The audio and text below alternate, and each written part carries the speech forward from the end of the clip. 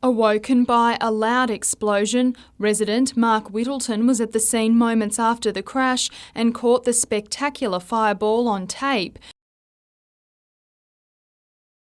The dawn blaze so fierce it set 1 hectare of surrounding bushland alight. It was pretty horrendous because there was the hillside was on fire and there was an explosion, a smaller explosion while I was there. So yeah, it was a little bit scary. As day broke, the intensity of the fire was clear, the trucks an unrecognisable mess. Police say the crash occurred when a northbound semi carrying concrete pipes collided with a parked logging truck, killing its male driver instantly. The fire caused so much damage, police initially thought he was missing. Police and emergency services still remain on scene, trying to remove a deceased person from the logging truck. The driver of the second semi, a 33-year-old from Emu Plains, was taken to Coffs Harbour Hospital with burns and facial injuries. Hard to believe, but the crash could have been worse. A third concrete-laden truck swerved to avoid becoming part of the fiery mess. The crash caused traffic chaos. The highway closed in both directions for most of the day. The northbound lane was reopened to some traffic, including school buses, late this afternoon. Lauren Bladwell, NBN News.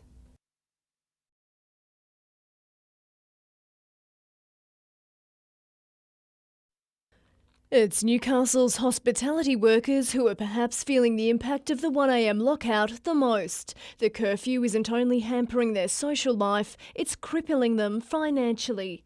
I worry how many shifts I'm going to get for the week and if I'm going to have enough money to basically get to university, pay for my textbooks.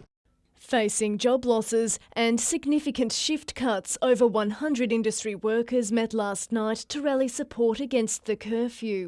We'll be sending a lot of letters, emails, making phone calls and really putting pressure on the people that are in charge. Since the lockout's inception, Fanny's and King Street have lost 30% of their trade, while the Ducks Nuts is faring far worse and has already laid off staff. The Grand Hotel and Cambridge have both suffered huge economic losses, while the Lucky Country has lost 70% of its trade. Those in favour of the lockout are unsympathetic. Businesses have to evolve to suit the climate. Unfortunately, the lockout, these publicans will just have to do the same thing. A conglomerate of Newcastle hoteliers today sought expert legal advice in Sydney to try and overturn the Liquor Administration Board's enforced curfew. Madeline Bond, NBN News.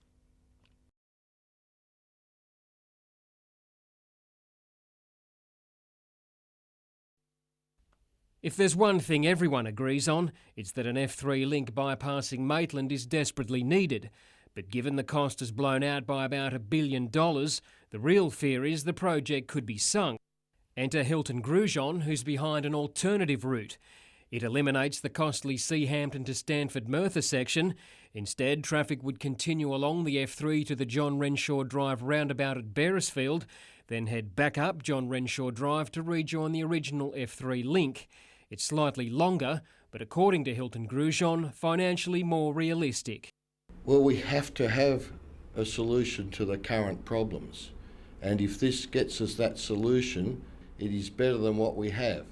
Not so, according to the Link or Sync group. As far as I'm concerned, it's all or nothing.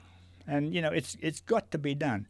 The group says the last thing that's needed is more money spent on planning. Their estimates have the F3 link blowing out by between $2 and $3 million a week. We are fixing the problem of flood time for the residents of the western suburbs of Maitland. We're also helping to channel the traffic, the trucks, to the Port of Newcastle without disgorging them into the suburbs of Newcastle. The Link or Sync group is planning a rally in Maitland in the lead up to the May federal budget. It's just not on. It's got to be, they've got to bite the bullet now and build it now.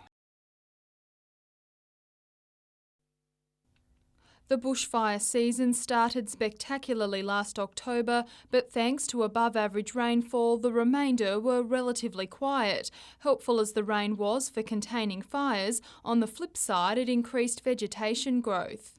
Basically, that is fuel for fire.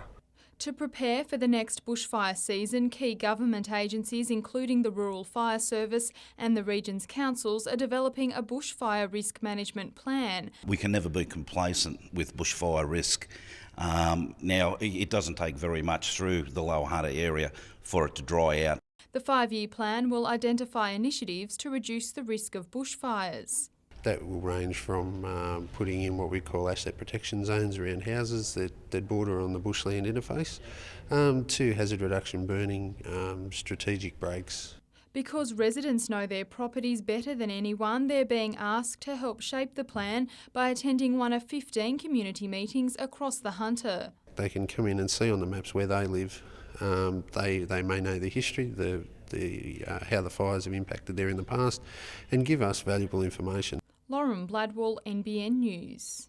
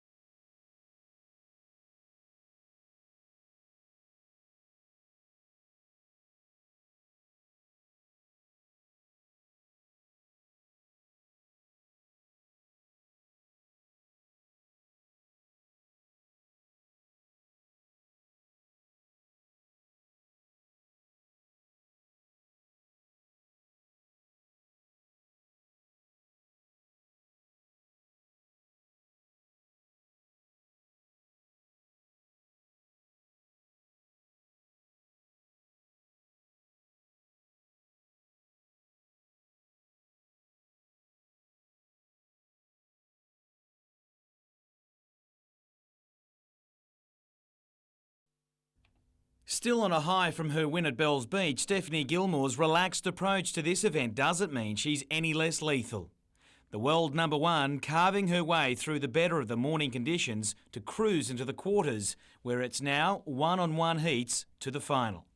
Yeah, it's just good to come, and I love competing, so no matter where it is, I'm still having fun. Some strong challenges still remain, however, with the likes of Jessie Miley-Dyer still in the mix on a day country women Amy Donahoe and Lorena McGrath both bowed out. World Qualifying Series leader Sally Fitzgibbon also well placed for a shot at the title, given she will only meet Gilmore should both reach the final. The 17-year-old is one of the rising names in the sport, but she's happy just to concentrate on what's in front. Yeah, just take it hit by hit and hopefully get through a few more. It wasn't a good day for two wildcard Hawaiians in the Mark Richards Pro. After Sonny Garcia was eliminated, TJ Barron hit the surf with his arm in a cast after a surfing accident yesterday. In a double blow, he was knocked out too. And how unlucky was Jesse Adam? The last of the locals, he scored enough points to win any of 7 other heats. However, it wasn't enough to progress, finishing third in the highest scoring heat of the day.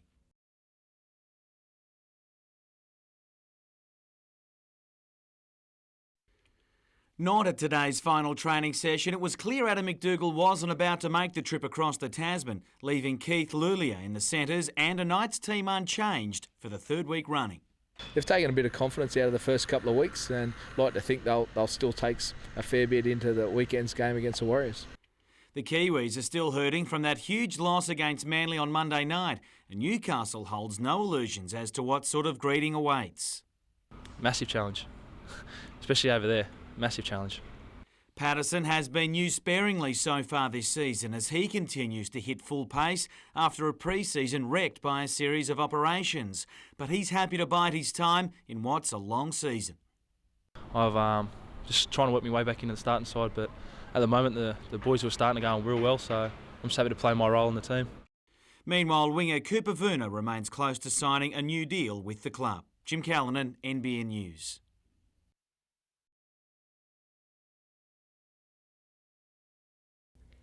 After the Cup was washed out in 2006, last year's horse flu crisis couldn't have hit Muswellbrook Race Club at a worse time, forcing their major annual event to be pushed back from Melbourne Cup Day to April.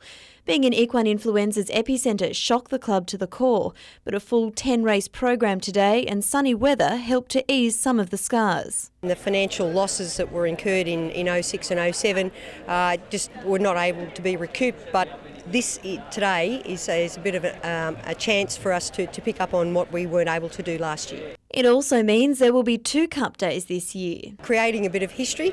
I hope we don't have to create it again at some other stage. And although there was no Melbourne Cup to bet on, the day proved popular with the locals, with the traditional half-day public holiday carried over from last November to today to encourage the crowds back to the track. And for those ladies, the great weather proved a final opportunity to get those spring racing outfits out of the cupboard, albeit 6 months late. We join the Cup in the final straight. And full bench from Leogan, Lindsay Academy, full bench. Yerga is jumping up out of the ground. Lindsay Academy in front of Yerga. Lindsay Academy's won the Cup from Yerga. It was a Sydney 1-2, number 9 Lindsay Academy beating home Yerga, while full bench rounded out the placings. The winner paid $3.40 and trifecta $446.10. Penny Evans, NBN News.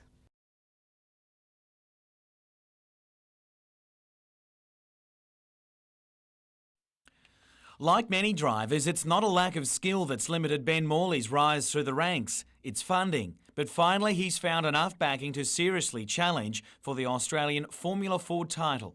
Not that Morley's swimming in cash, but he does have a car which is already shaping as a championship contender.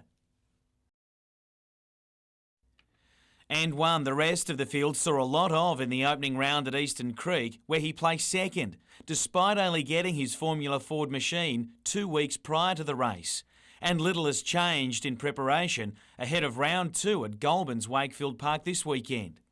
Yeah, I still haven't been able to fit in a test day at all before this next round, so we're still going to be guessing a little bit, but yeah, it worked last time, so hopefully it works again for us this time. A winner and runner-up in the State Series, Morley is hoping a strong result at national level will steer him towards his ultimate goal, a seat in a V8 supercar team.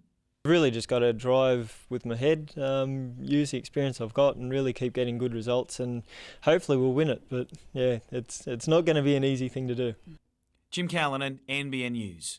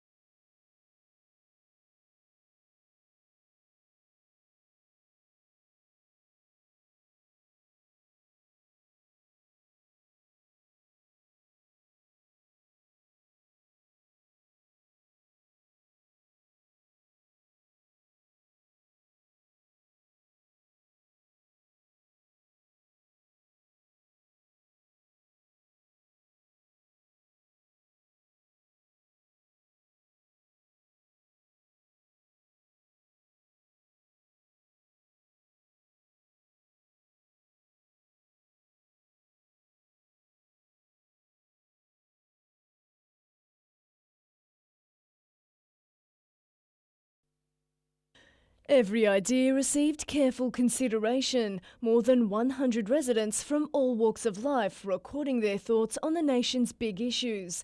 The aim to help create an agenda for politicians as we head towards the year 2020. Having that diverse view is far better than perhaps having 150 members of parliament who make that decision. It's just one of many summits that took place around the country today. Health, our population, the national economy and Australia's reliance on coal were among the discussion points. The change in regional and rural Australia, the impact of climate change on agriculture, the lack of access to broadband. The suggestions kept flowing in. We're looking at introducing a national strategy to educate people on the importance of wellness. They'll be collated with the thousands gathered from other regions. We need to start educating everybody about Indigenous culture. But we're warned not to expect instant results from the Ideas Bonanza. We need to remember that we are talking about an agenda for 15 years or so hence. The ideas will be presented at the National 2020 Summit in Canberra later this month. Madeline Bond, NBN News.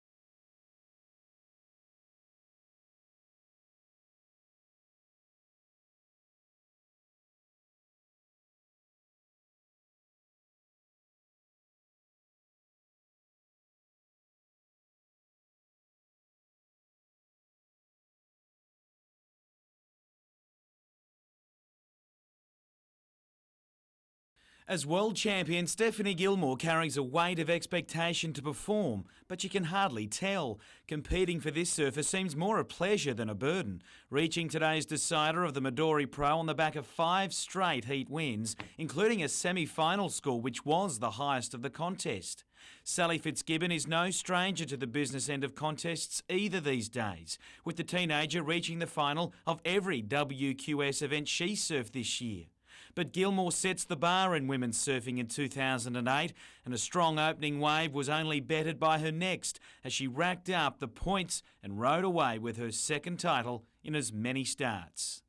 These conditions suit my surfing, and I grew up surfing them, so I knew that I just had to be patient, pick off a couple, and yeah, it was just another good day in the office. The world number one to now enjoy a break from competitive surfing before the World Tour picks up again mid-year. To have 2 wins in a row is something pretty special, so I'll go home and just have a really big grin on my face.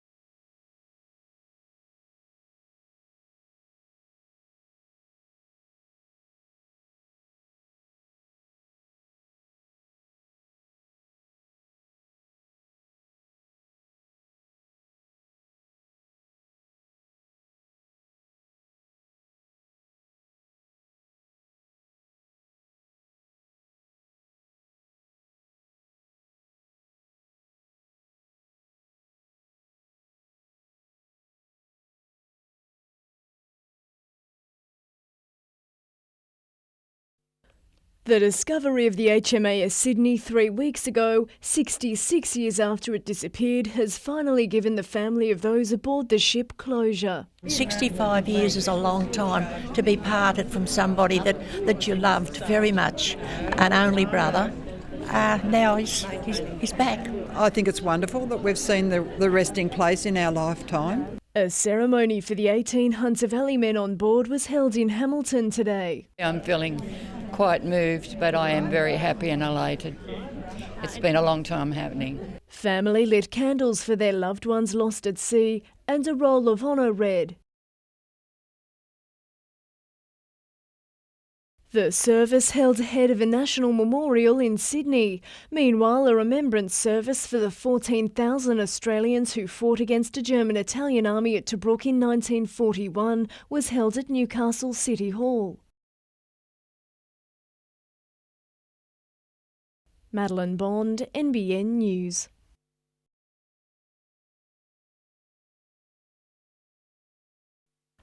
In Lakelands, colour really does matter. In the past 2 months, 12 white ducks have been dumped here, creating angst for some residents. The domestic ducks can't really fend for themselves, so it's cruel on the animals and it causes problems for the local residents who have to feed the ducks. They also wreak havoc on vegetation along the water's edge and are accused of fouling the area and breeding with the natives. Lake Macquarie Council is trying to deal with the escalating problem. Sometimes we can find alternate homes for them, but in a couple of cases we've unfortunately had to have the ducks put down.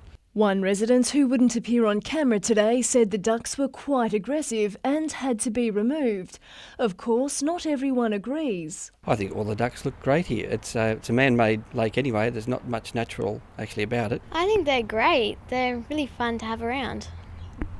They're cute and fluffy and you get to name them. Madeline Bond, NBN News.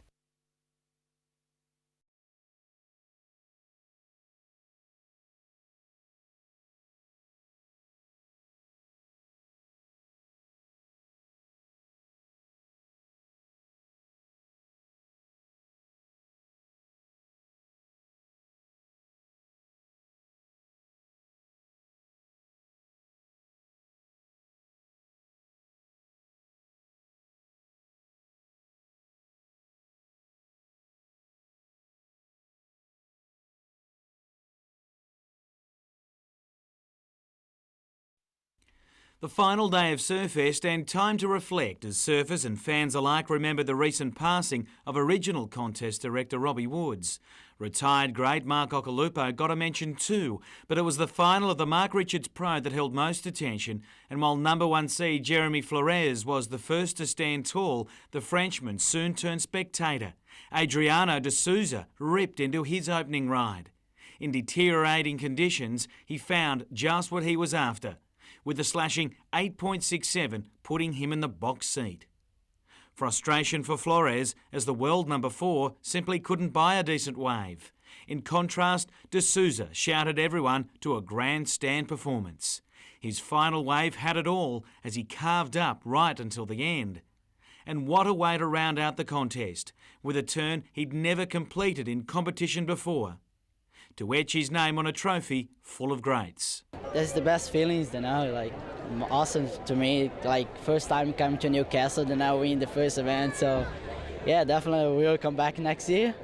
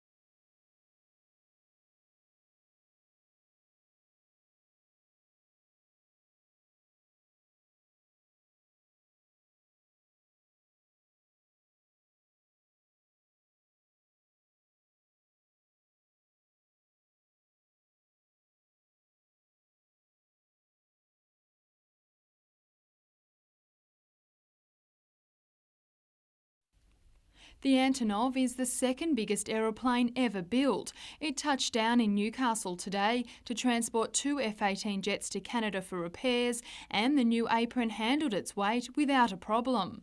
It certainly was a test for our apron, but it stood up well under the circumstances, so it augurs well for our future. Open today, the facility is the first stage in the airport's 20-year master plan. It will double the parking capacity for medium-sized aircraft, which means more flights and more passengers.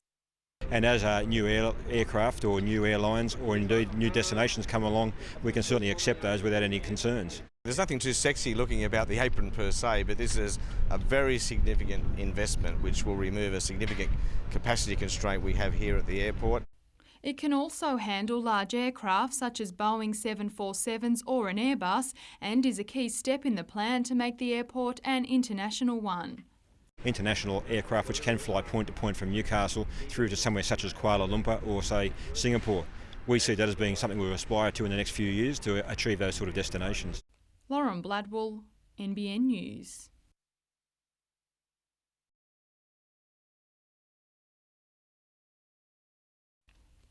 Like all fishing co-ops, Newcastle has faced great adversity in the last 5 years, but despite increased restrictions and the loss of 1/3 of its fishermen, the co-op has maintained its catch level and has actually doubled overall revenue in the last decade. The co-op's Bill Pearce says the success is due to an increase in retail sales, sustainable fishing practices and good rainfall after 6 years of drought.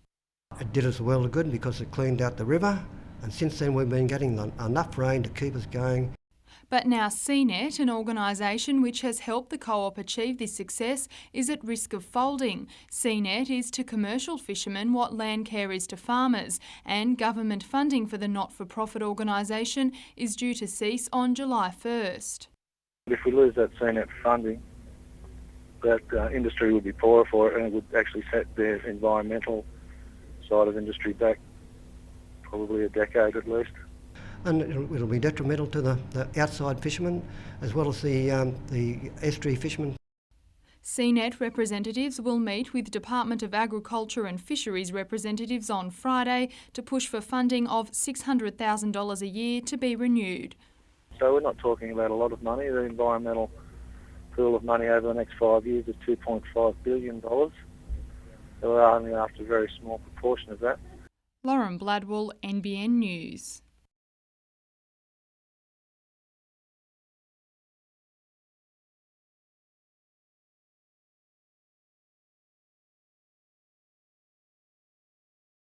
People need to be able to have things to do, and people want to do constructive things.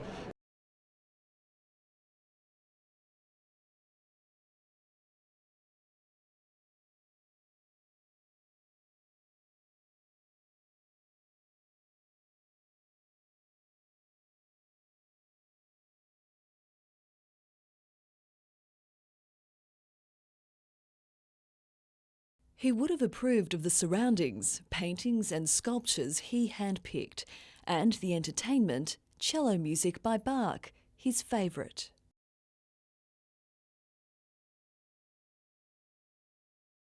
William Bowmore, Bill, moved to Newcastle after the war and made his fortune here. But those who knew him say business was just a means unto an end. He had a healthy disrespect for money and people who worshipped it, and he believed in things that enriched other people's lives as well as his own life. Bill Bowmore was a generous benefactor to many galleries, but especially Newcastle, to which he contributed works valued at $7 million. Sculptures by Rodin, paintings by Nolan and Dobell, and of course the gallery's signature Whiteley work. Well, he had a sense that we're only custodians of art. We only ever have it for a period of time and then hand it on to somebody else. He was able to give us what we can aspire to, and that is the refinery of what is good and enduring. Bill Bowmore lived to the grand age of 98. His legacy lives on within these walls.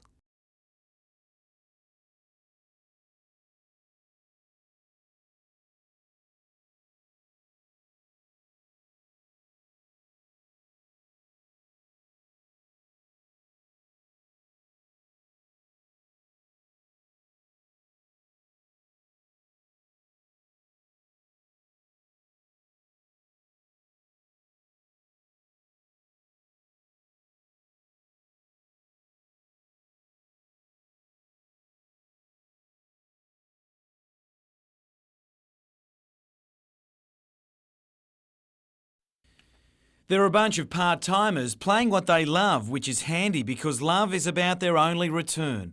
Almost to a man, the Ice Hockey Roos have taken time away from their day jobs and actually paid money to help fund this World Championship campaign. We're a bunch of working guys that take their lunch boxes that are coming to the tournament and, hopefully walk out with some hardware around our necks. That hardware is a gold medal, but it would mean much more than that. Elevation to Division 1 is what awaits the winner, a position once thought impossible for a country still very much an ice hockey minnow. That's inspiration for the guys. We say it every day, and you see their faces light up and what it means to everybody to be at the doorstep, and we're right there. Australia's campaign begins tonight against Mexico, but it's the likes of number 1 seed China which will prove the biggest obstacle. A fully professional outfit which boasts its own pro league, China won't meet Australia until the final match of the tournament, one that's tipped to decide the winner. They escaped a huge scare in the opening match today after Spain levelled things 4-4, forcing extra time. When that expired, it was down to a penalty shootout, and incredibly still neither could claim victory. Finally, in sudden death, China hit. Spain missed, and it was all over, as China dodged a bullet that could have sunk their championship before it began.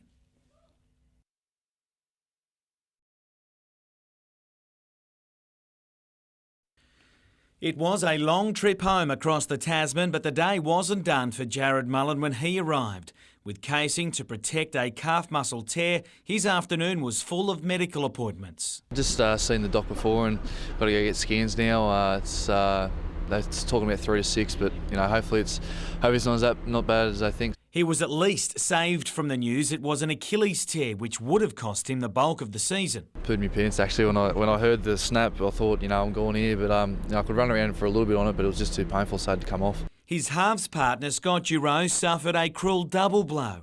After his cross kick was plucked out by Patrick Arvan, the number 7 injured his ribs trying to cut him down as the Warriors winger ran the distance to score. Initial thoughts would maybe be a crack in 1 or 2 ribs there, but thinking maybe now just a bit of rib cartilage damage, something like that hopefully, so hopefully be right for next week. He, like his skipper, will be racing the clock for the Broncos match, with Danny Badiris nursing a corked thigh as all the Knights recover from their second loss of the season.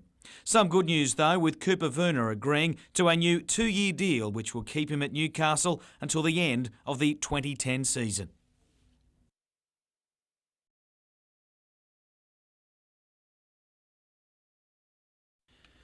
Like most riders at Valencia, Brock Parks was struggling with grip on the tight Spanish circuit. And despite starting from 4th on the grid, he was quickly in a battle to hold on to that spot with his Yamaha teammate Fabian Ferret. The pair duelled for most of the opening few laps. In a dogfight, neither was keen to lose. There was plenty who didn't make it, namely series leader Andrew Pitt, who crashed out while jostling for the lead. It was a good hint for Parks, who had his moments too, the Australian realising his front tyre simply wasn't going to last the distance and decided to back off to see out the race in 4th place, a result good enough to keep a firm grip of 2nd in the Riders' Championship. It was a carbon copy result closer to home for Formula 4 driver Ben Morley. The Newcastle driver finishing 4th in the National Series race at Goulburn at the weekend to retain the number 2 spot.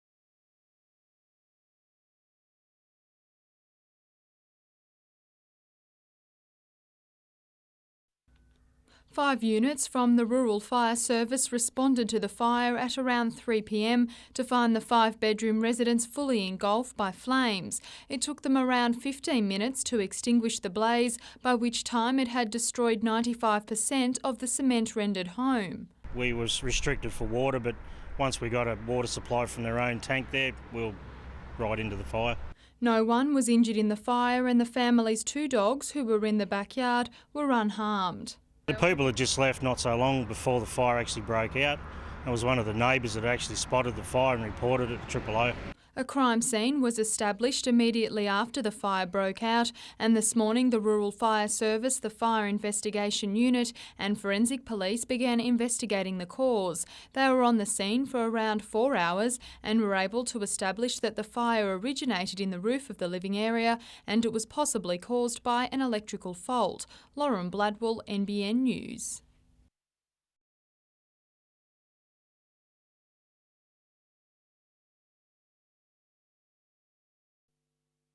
In December last year, people at Toronto raised concerns about plans for a 56-unit development in 5 new buildings between Brighton Avenue and Excelsior Parade. They told the council the proposal was too big and out of step with its surrounds. But last night, councillors voted to approve the $30 million project, and the locals aren't happy. Bitterly disappointed, actually, because the permanent officers of the council had recommended the refusal of the application, which indicates that it didn't comply with council guidelines. The councillors, on the other hand, ignored that. Mayor Greg Piper said today he would have preferred a reduction in the scale of the development, but believes the council couldn't have defended a refusal in the Land and Environment Court. Developer Peter McNamee says he's done his best to comply with all council guidelines, but residents say it sets a tone for future applications at a time when pressure from developers has never been stronger and the face of many lake suburbs is changing rapidly. Paul Lobb, NBN News.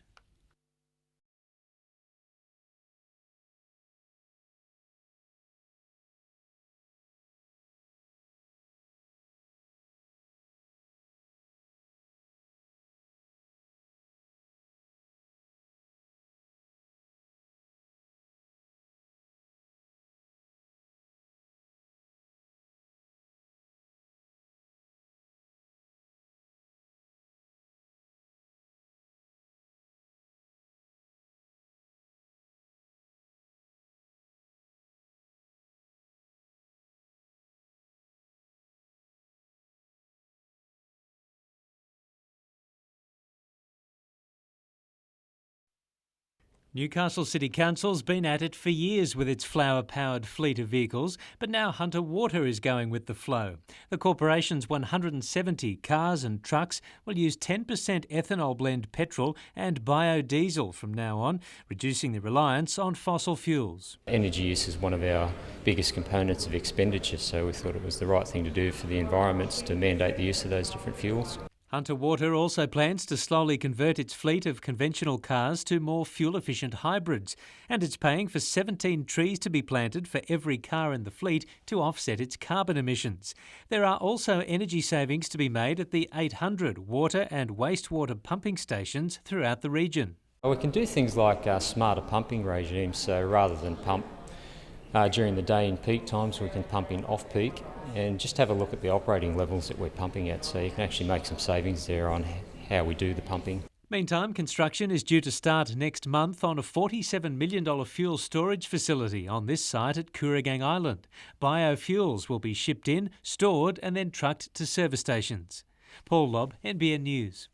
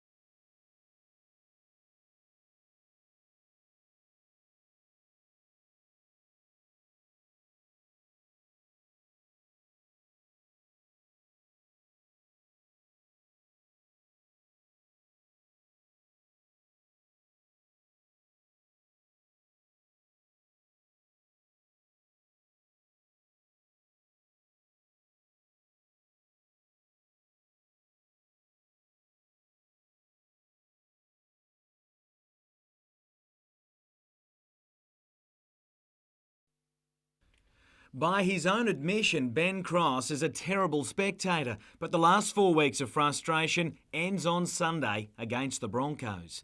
While his wrist isn't 100%, there's few doctors that would argue against his return these days.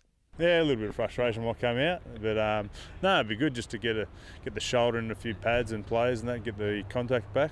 Quite literally, Newcastle's biggest off-season buy, Cross is comfortable with the expectation that comes with it. In fact, he's relishing the chance to lead an unheralded pack against one of the competition heavyweights. Sort of had a similar role in Melbourne. There was a core group of players that sort of, in our forward pack, we sort of tried to do that together, and hopefully just I can inspire players to play harder or whatever in the way I play, and sort of lead by example instead of by words or whatever, just by the way I play the game.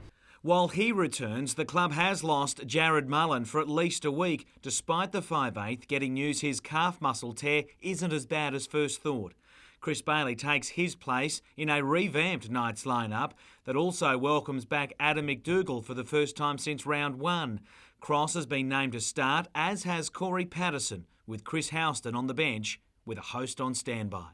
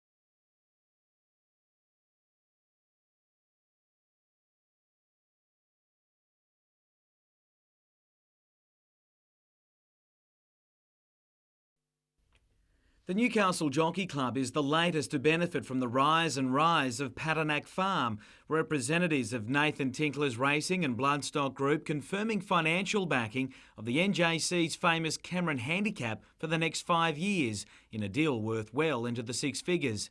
He's already committed at least a dozen horses to young local trainer Jason Coyle as well, with a view to tripling that number in coming years. That's the great thing about Nathan, is that he won't ever forget where he's come from and what he's done, and wants to be a contributor back into the community.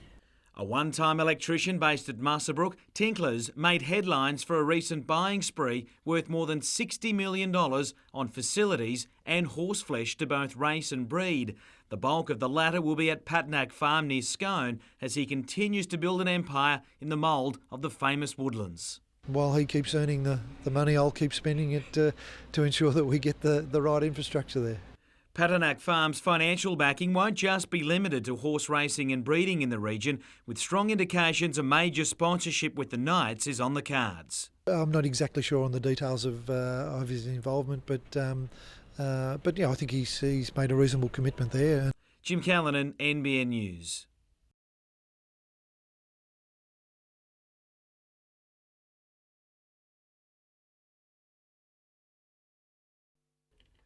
The opening ceremony gave both sides a chance to eye each other off before the match, and after the pleasantries were exchanged, it was down to business. Australia was quick out of the blocks, but it took until the final few minutes of the opening term to actually break through, and not long after the first, they added a second in a quick-fire assault.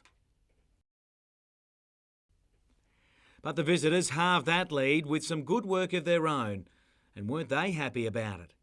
It was just a blip on the radar, though, as far as the home team was concerned, who returned to their goal-scoring ways. They posted 4 goals in the second period alone, with Greg Oddie and Melbourne's Liam Webster dominating, Oddie scoring a hat-trick. But what's ice hockey without one of these? Tempers flaring as officials did their best to separate them. The home side not flustered as they kept raking up the goals to finish 7-1 winners. The tournament resumes tomorrow.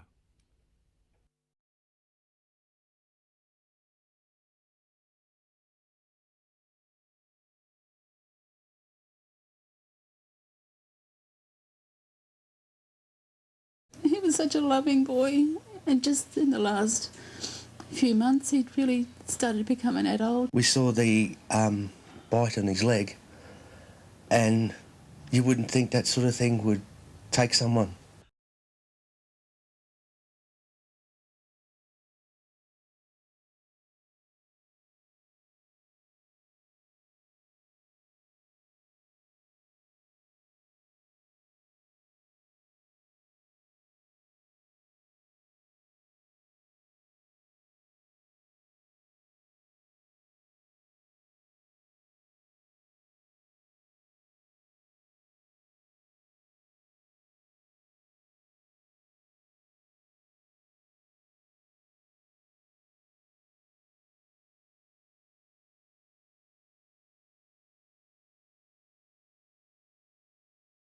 And one of the kids said, "Why is the Pope coming to New York? What's this mean?" I said, "Are you kidding me? He's the leader of our church, and we're going to pray with him, we'll give him gifts." And one of the kids took it literally and said, "Let's give him a skateboard."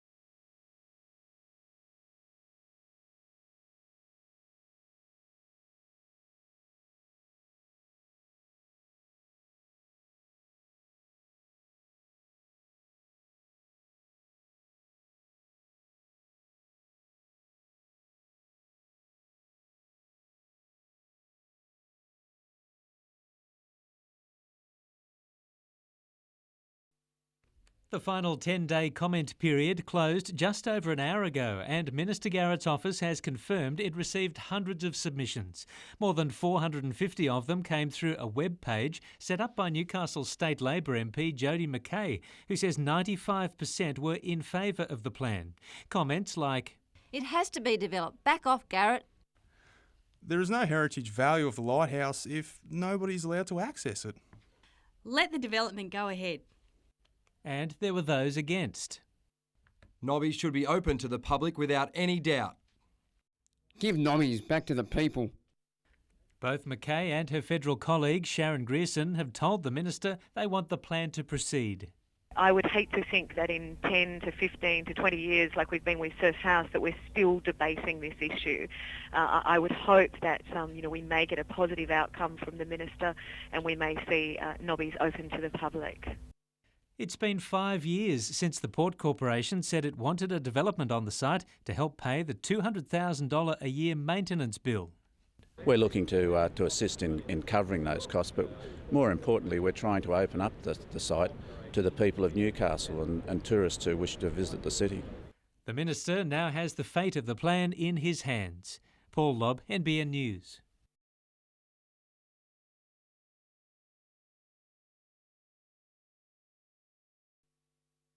The Liquor Administration Board today met with police and politicians. The topic, how to get people back into the city following a patron backlash against the 1am curfew and 3am closure enforced on licensed venues throughout Newcastle's CBD. Hoteliers aren't the only ones worried. We really want to start making sure that people, the patrons themselves, continue to come into Newcastle and patronise the entertainment precinct. Since the curfew was introduced last month, alcohol-related late-night crime levels have dropped. We have seen a reduction in the assault issues and a number of the street offences, so that's positive from that perspective. But again, it's very early. But that's cold comfort to licensees who say the lockout is destroying the city as a tourist and entertainment destination, with some pubs recording a loss of 70% in their trade. Police say they'll continue to conduct high visibility operations throughout the city, as well as monitor bus, train and ferry commuters' behaviour. Madeline Bond, NBN News.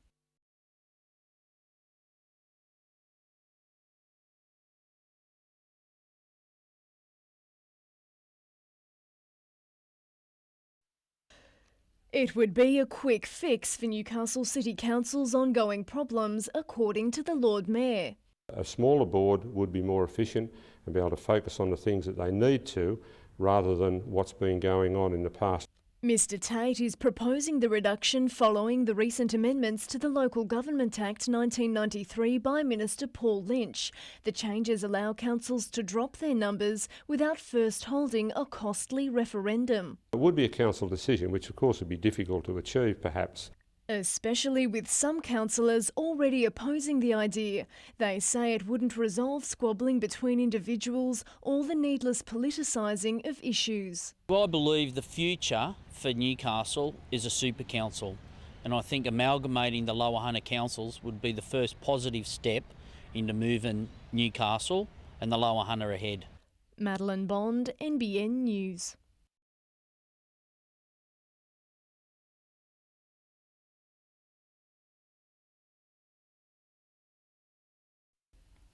They come from across Australia and around the world. Some are old and some are young, but they have two things in common: buns of steel and the drive to make a difference. Cruising through the countryside into Morpeth this morning, the group has just finished the second last leg of an 800-kilometre adventure, and they're feeling it. Highlight for me is just getting through it. Getting up the top of the hills. It's hills and hills, that's all it is. And they haven't come alone. Behind the scene, there's 250 volunteers who have prepared 40,000 meals and loaded and unloaded 20,000 kilograms of luggage into 12 semi-trailers at every stop. Basically, we're moving a small country town every day. They've set up camp at 10 towns along the way and have been overwhelmed by the hospitality. We've been even quite overwhelmed by how welcome we have felt by the communities. The country cooking is just fantastic. Yeah, and the school kids and putting bands and dancing and music, it's all good. Lauren Bladwell, NBN News.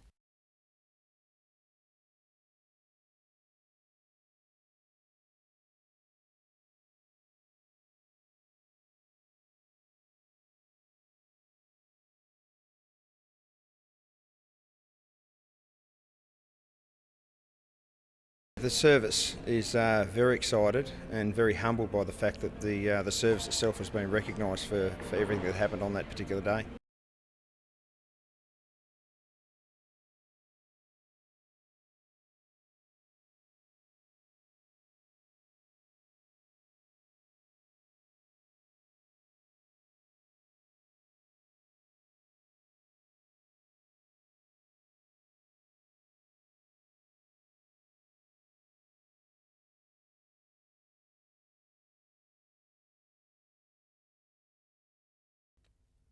He got a taste of first grade during a pre-season trial in Cessnock, but after 4 rounds on the sideline, Chris Bailey is itching to prove himself in the number 6.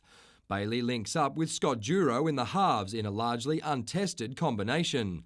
After the Knights gave up early points against the Warriors last week, the league-leading Broncos should provide the ultimate challenge. You can't really ease yourself into a game like that, right from the kick-off it's got to be all guns blazing, but I mean, we've just got to complete our sets and have our fair share of the ball. Second rower Corey Patterson also gets his chance to impress, making his first start in the run-on side. All fit and ready to go now. Happy to get back in the starting side and hopefully I won't let anyone down on Sunday. Their opponents, the Broncos, will be without Darren Lockyer due to an ongoing knee complaint, with David Stagg named as his replacement. Brisbane won just 2 games without their skipper last year, but the Knights say their game plan was never focused on the champion 5'8". A lot of dangerous players in that side that can hurt you from anywhere in the park. They're still a dangerous side and a great side without Lockie. Mitchell Hughes, NBN News.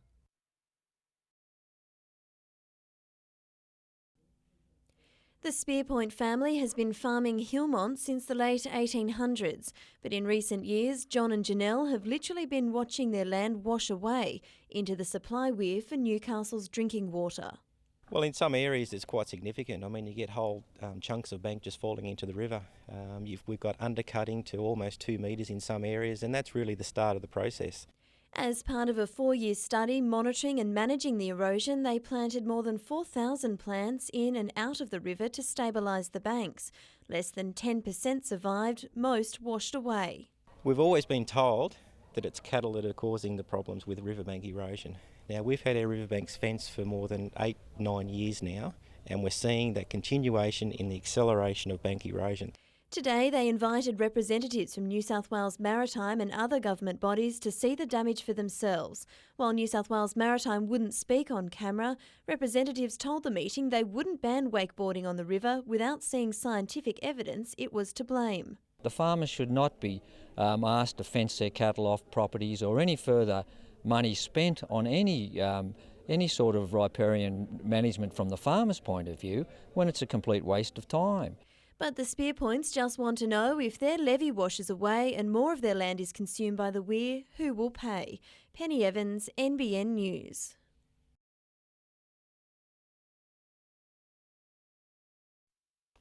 Using a range of odd-looking traps to learn which species live in the Stockton Bight may seem harsh, but it's proving quite effective. We're trying to identify the different types of species in this Warramai conservation lands, just to give us to give us an idea of what type of animals are in what sort of vegetation. The National Parks and Wildlife Service, along with a team of ecological consultants, will spend the next few weeks catching and cataloguing the area's native fauna, and will use the data to compile a future plan of management for the Warramai conservation lands. Some of the park's more unusual species have so far avoided traps, but are being detected through other means. The squirrel glider we got last night, we saw spotlighting, along with a feathertail glider and also a diamond python upper in a tree, so that was all nice finds. Ecologists are also relying on their eyes and ears to locate some of the smaller species like the Bibron's toadlet.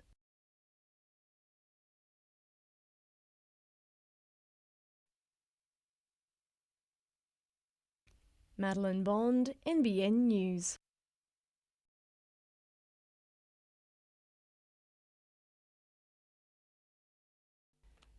You won't find this tour on the gallery's official guide, but it's just as fascinating. Locked away in concealed compartments, familiar friends.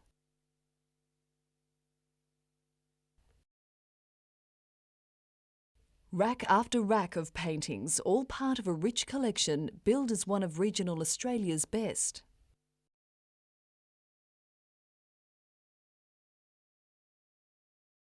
The gallery has some 5,000 works, all lovingly cared for, but rarely emerging from their hidden homes. We're so restricted in the exhibition space, and we have exhibitions coming and going, that the permanent collection, we just don't have the walls for public viewing. The space situation is so tight, archival records are kept in a tea room, and in another storage area, there's barely room to move. Ron Ramsey hopes to change that, the exhibition and storage issues top priority in his investigations into a revamped renovation plan. He also wants more education areas and a commercial element. Those 4 things can be achieved, number one, on the land that we've got around us, and for an achievable budget. A government architect will soon visit the gallery in the next step towards securing a new vision.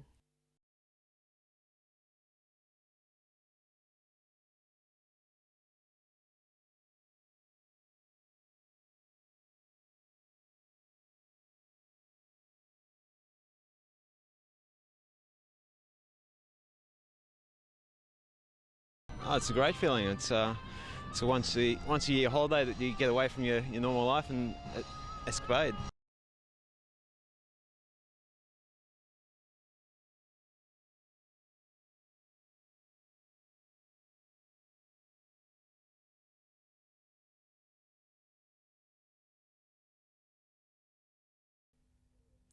Hopefully by now the mass confusion over just who does and who does not get tomorrow off for the local holiday has been resolved. If they're covered by an award or an agreement that states that they are entitled to a local public holiday, then it's non-negotiable. This weekend has been a long time coming. After last year's event was cancelled, millions has been spent bringing the grounds up to scratch. Next on the agenda for the Show Society, a decent place to roost for the chooks. Late this afternoon, all the final tweaks were being made in readiness for the crowds. We used to get in excess of 80,000 people come to our Newcastle show. It's been a number of years since we've seen those numbers, but certainly I think there'll be a renewed enthusiasm. Remember, it's half price for kids and concession holders to go along tonight. Penny Evans, NBN News.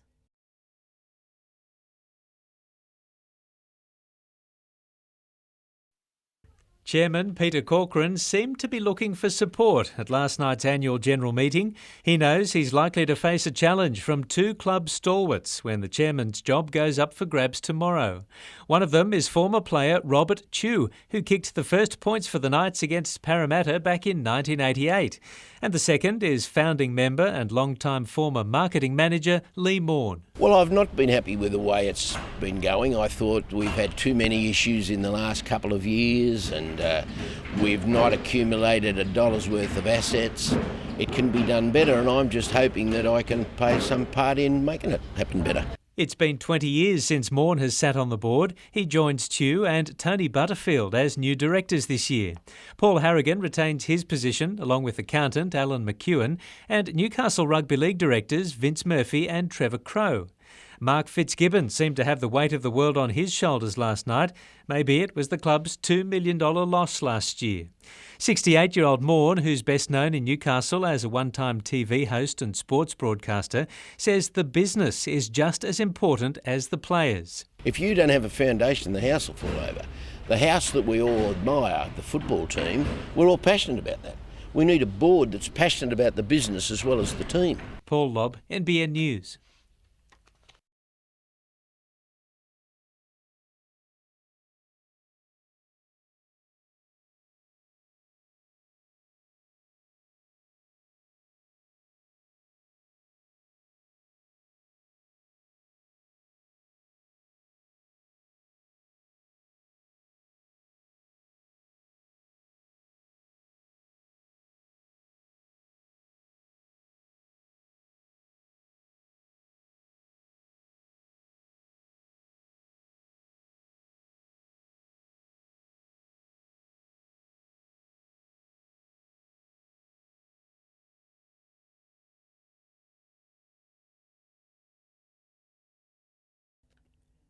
If anyone needed proof of just how much the Pine family has influenced speedway racing in Australia, just take a look at this trophy cabinet.